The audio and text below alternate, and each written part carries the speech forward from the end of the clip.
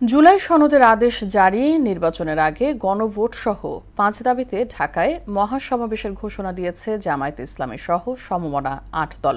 দুপুরে যৌথ সংবাদ সম্মেলন করে এই ঘোষণা দেন যুগপৎ আন্দোলনে থাকা বাংলাদেশ খেলাফত মজলিসের আমির মাওলানা মামুনুল হক। জানান, দাবি আদায়ে প্রধান উপদেষ্টা বরাবর স্মারকলিপি দেওয়া হবে। ওবায়দুল হক মারুফের রিপোর্ট। 5 দফা দাবিতে আবারও নতুন কর্মসূচি দিয়েছে জামায়াত ইসলামী, ইসলামী আন্দোলন সহ সমমনা 8টি দল। সোমবার এক সংবাদ সম্মেলনে মহাসমাবেশ সহ প্রধান উপদেষ্টা বরাবর স্মারকলিপি দেওয়ার কথা জানান বাংলাদেশ খেলাফত মজলিসের আমির মাওলানা মামুনুল হক। এর আগে চলমান রাজনৈতিক প্রেক্ষাপট নিয়ে ঘণ্টাব্যাপী আলোচনা করেন যুগপৎ আন্দোলনে থাকা 8 দল। মামুনুল হক বলেন, সরকার চাইলেই জাতীয় নির্বাচনের আগেই গণভোট সম্ভব। বৃহস্পতিবার প্রধান উপদেষ্টা বরাবর গণমিছিল নিয়ে আমরা স্মারকলিপি প্রদান করব এবং আমরা আশা করি যে একটি আলোচনার ভিত্তিতে সকল রাজনৈতিক দল এই যেই বিতর্কের যে বিষয়গুলো, মতপার্থক্যের জায়গাগুলো আমরা সকল রাজনৈতিক দল আলোচনার ভিত্তিতে সমাধান করব।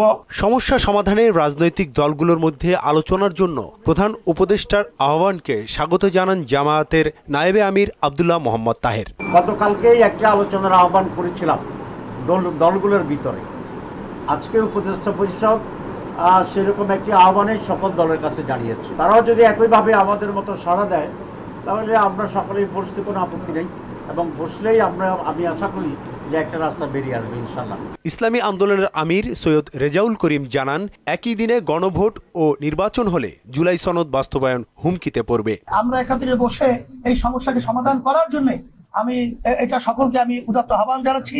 দেশের সুন্দর এবং জনগণের কল্যাণের জন্য এটা আপনাদের সাংবাদিক ভাই বন্ধুদেরকে বলবো, আপনাদের সহযোগিতা আমরা কামনা করছি।